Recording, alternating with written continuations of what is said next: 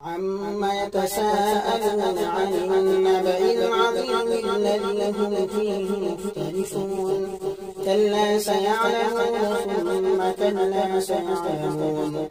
ألم نجعل الأرض مهادا والجبال أوتادا وخلقناكم أزواجا وجعلنا نومكم سباتا وجعلنا الليل لباسا وجعلنا النهار معاشا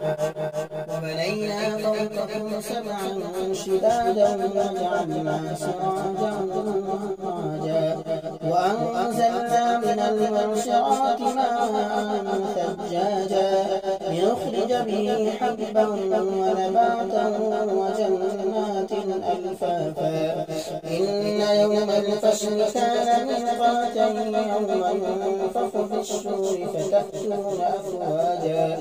وفتحت السماء فكانت أبوابا وسيرت الجبال فكانت سرابا إن جهنم كانت مرصادا للطاغين مآبا لابثين فيها أحقابا لا يذوقون فيها بردا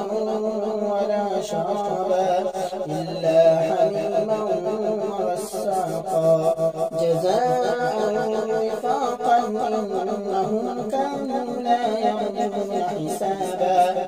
وكذبوا بآياتنا كذابا وكل شيء أحصيناه كتابا فذوقوا فلن نزيدكم إلا عذابا إن للمتقين مفازا حدائق وأعنابا وكواعب أترابا وكأسا دهاقا لا يسمعون فيها لغوا ولا كذابا جزاء من ربك عطاء حسابا رب السماوات والأرض وما بينهما الرحمن لا يملكون منه خطابا يوم يقوم الروح والملائكة صفا لا يتكلمون